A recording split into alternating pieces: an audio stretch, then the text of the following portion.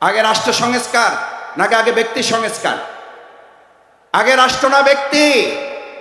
রাসূল করিম সাল্লাল্লাহু আলাইহি সাল্লাম আগে কি সোনার মদিনা করেছেন না সোনার মানুষ করেছেন? আল্লাহ রাসূল করিম সাল্লাল্লাহু আলাইহি ওয়াসাল্লাম সোনার মানুষ বানিয়েছেন আগে। আমরা আগে থেকে উপরটা দিক থেকে শুরু করতে চাই। আমরা আগে সোনার বাংলাদেশ চাই, আমরা সোনার বাংলা তৈরি করতে চাই, অথচ সোনার মানুষের কোনো খবর নাই। আমরা শুনতে পাই আমাদের স্লোগান তোলা হয়েছিল 7.5 কোটি মানুষের কম্বল, আমার কম্বলটা আমি পাইলাম না। তখন তারা ছিল কম্বল চোর, আর এখন তারা ডিজিটাল যুগে এসে তারা হয়েছে বাংলাদেশের সকল ব্যাংকগুলো ব্যাংকের চোর তারা পরিণত হয়েছে।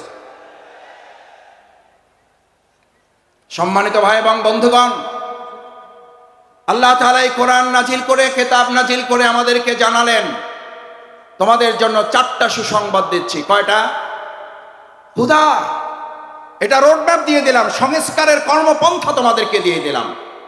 এমন হেদায়েত যে হেদায়েতের মাধ্যমে হযরত ওমর ফারুক রাদিয়াল্লাহু তাআলা আনহুর মতো সেই সময়ের ইসলাম গ্রহণের আগের সবচেয়ে খারাপ মানুষটা এই মহাগ্রন্থ আল কোরআনের মাধ্যমে সবচেয়ে সুন্দর সোনার মানুষে পরিণত হয়েছে। সেই মহাগ্রন্থ আল কোরআন আমাদের মাঝে আছে না নাই? তাহলে আমরা আমাদের আজকের বাংলাদেশে যদি সোনার বাংলা করতে চাই, তাহলে আমরাও আমাদের এই কোরআনের আলোকে এই লোকগুলোকে সোনার মানুষে পরিণত করা যাবে, নাকি আমাদের মত দিয়ে মানুষের তৈরি করা তন্ত্র মন্ত্র দিয়ে তাদেরকে পরিবর্তন করা যাবে? যদি সোনার বাংলা করতে হয় তাহলে আল কোরআন দিয়ে করা যাবে, নাকি মানুষের তৈরি করা মতবাদ দিয়ে করা যাবে? যদি কোরআন দিয়ে করা যায় তাহলে সেই কোরআনের বাণী আজকে শুধু শুনবো না, সেই কোরআনের বাণী আমরা সংসদে পাঠাবার ব্যবস্থা করব ইনশাআল্লাহ।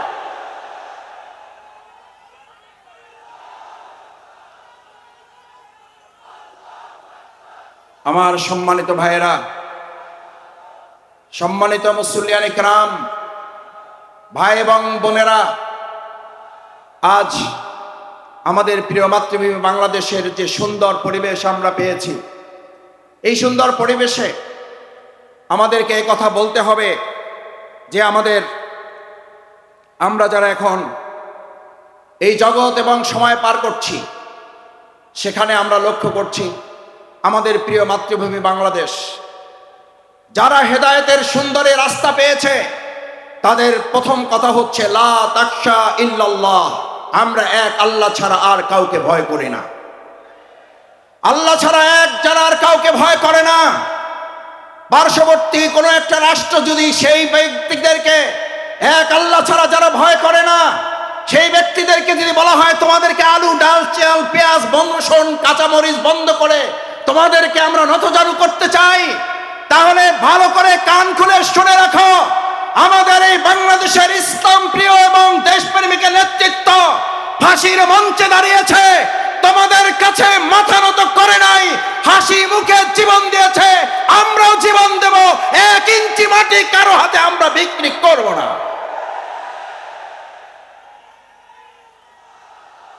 আমার তরুণেরা, আমার যুবকেরা এখানে আছে, আমার তরুণেরা, আমার যুবকেরা 2024 সালের জুলাই আগস্টে স্লোগান তুলেছিল,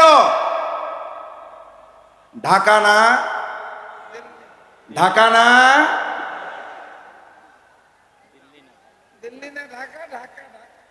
কোনটা হবে? দিল্লি না ঢাকা? দিল্লি না ঢাকা? আমাদের বাংলাদেশে এমন কোন সরকার আর প্রতিষ্ঠিত হতে দেওয়া হবে না যেই সরকারের কোন সিদ্ধান্ত দিল্লি থেকে হবে।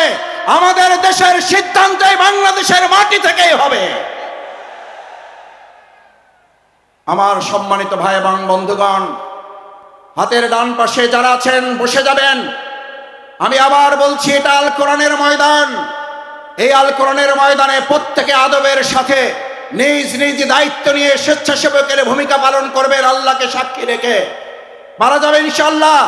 দেখি একটা তাকবীর, লিল্লাহে তাকবীর, লিল্লাহে তাকবীর, লিল্লাহে তাকবীর।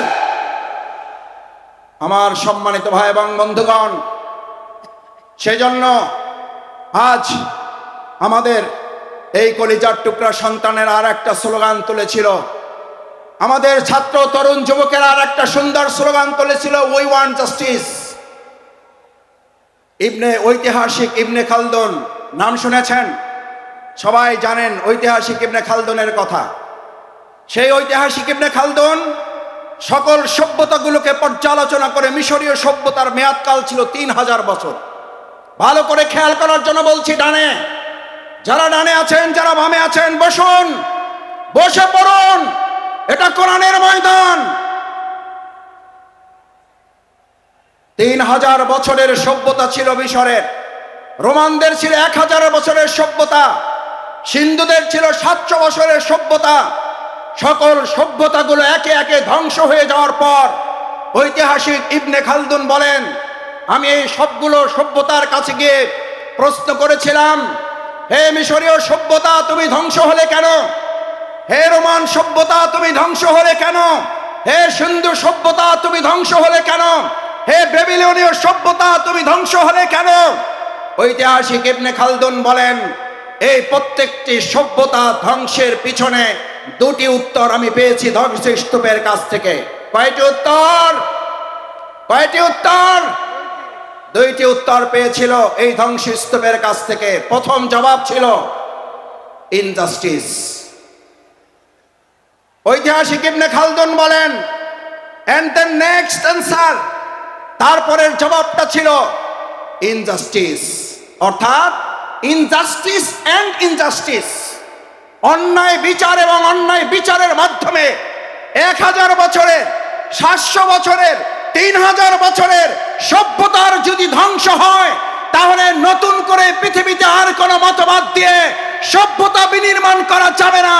বরং সভ্যতা বিনির্মাণের জন্য আজ নতুন করে স্লোগান উঠেছে, the foundation of all civilisation, one earth is religion, one earth is religion, one earth is religion.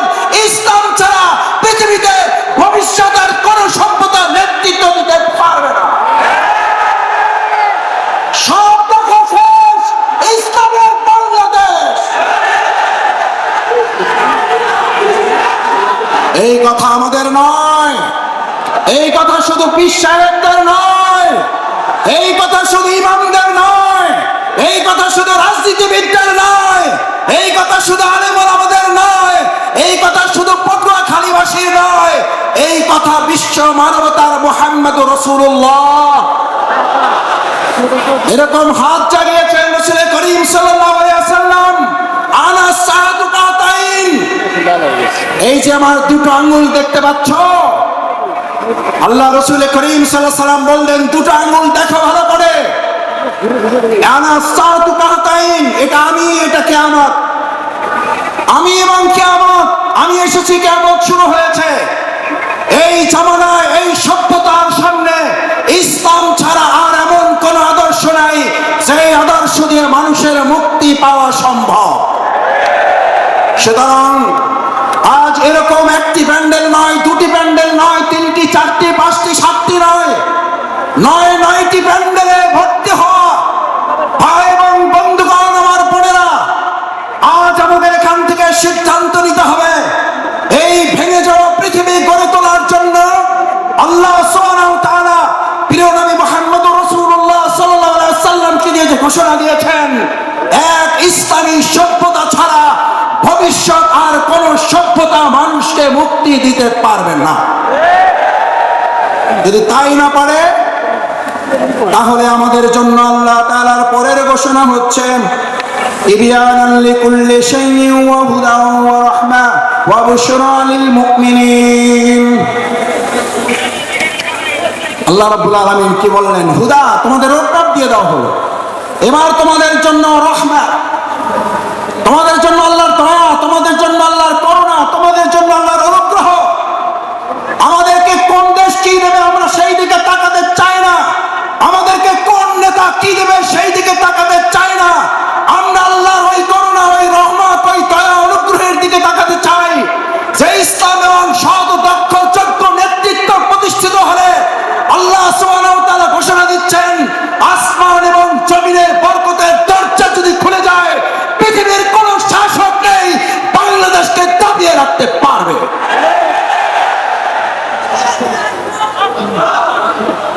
আমরা সেই রহমতের দরজা খুলতে চাই। সেই রহমতের দরজা শফিকুল ইসলাম মাসুদের হাতে নেই, সেই রহমতের দরজা ডাক্তার শফিকুর রহমানের হাতে নেই, সেই রহমতের দরজা বাংলাদেশের কোন রাজনৈতিক নেতার হাতে নেই।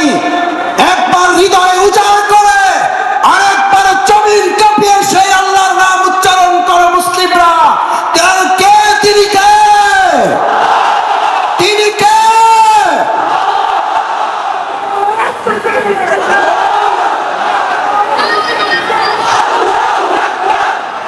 রহমান।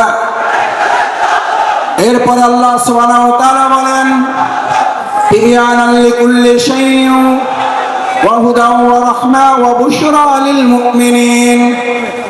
আল্লাহ তাআলা আমাদেরকে হেদায়েতের রোডম্যাপ দিলেন। যদি হেদায়েতের মূল রাস্তায় চলতে পারো, যদি এবার আল্লাহর দয়া নিয়ামত অনুগ্রহের চাদরে করে আচ্ছাদিত হতে পারো, এবার তোমাদেরকে আর কেউ দুঃসংবাদ দিয়ে ভীত সন্ত্রস্ত করতে পারবে না, তোমাদেরকে দুর্বল করতে পারবে না, এবার তোমাদেরকে কেউ দুশ্চিন্তাগ্রস্ত করতে পারবে না।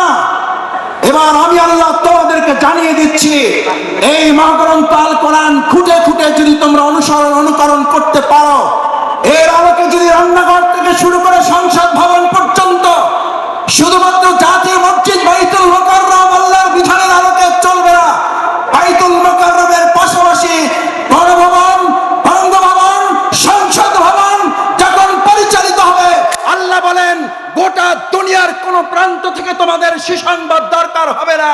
আমি আল্লাহ ঘোষণা করছি ওয়া বুশরা লিল মুমিনিন। এই সুসংবাদের মালিক কে? এই সুসংবাদের মালিক কে? China, Russia, Bharat, America, German, France. আর একবার মন উজাড় করে হৃদয় থেকে জোরে আওয়াজ করে বলুন, এই সুসংবাদের মালিক কে? কিন্তু শর্ত প্রযোজ্য। সময় শেষ, এখন আজানের বিরতি হবে। আমি একটা কথা বলে আমার বক্তব্য ইতি টানতে চাই। এই যে এত ভালো ভালো খবর দিলাম, মোবাইল কোম্পানিগুলো বড় বড় লেখা থেকে বিজ্ঞাপন, এই থাকে শর্ত, শর্ত প্রযোজ্য। আল্লাহ তাআলা শর্ত প্রযোজ্য করে দিলেন লিল মুমিনিন, এর জন্য তোমাদের মুমিন হতে হবে। আজ এখানে সিদ্ধান্ত নিতে চাই, এই তাফসীরুল কোরআন মাহফিল থেকে ডক্টর মিজানুর রহমান আজারী সহ অন্যান্য ওলামায়ে কেরাম আমাদের সামনে যে কোরআনের বয়ান পেশ করেছেন, করবেন, এর আলোকে পরিপূর্ণ ইমানদার হয়ে আল্লাহর জমিনে আল্লাহর দ্বীন কায়েমের জন্য কোরআনের খাদেম হিসাবে এখান থেকে বিদায় নিতে রাজি আছে যারা, হাত জাগাও। আল্লাহ মেহেরবানি করে দুনিয়ার ক্যামেরায় হাতগুলো যদি বাদও পড়ে, আপনার আরশে আজিমের ক্যামেরায় এই হাতগুলো বন্দী করে কাল কিয়ামতের দিন আমাদের দেখে দেখে নাজাতের বালি হিসাবে জান্নাতুল ফেরদাউসের জন্য আপনি কবুল মঞ্জুর করে নিয়েন। সুবহানাকাল্লাহুম্মা বিহামদিকা আশহাদু আল্লা ইলাহা ইল্লা আনতা আস্তাগফিরুকা ওয়া আতুবু ইলাইক। আসসালামু আলাইকুম ওয়া রাহমাতুল্লাহি তাআলা ওয়া বারাকাতুহু।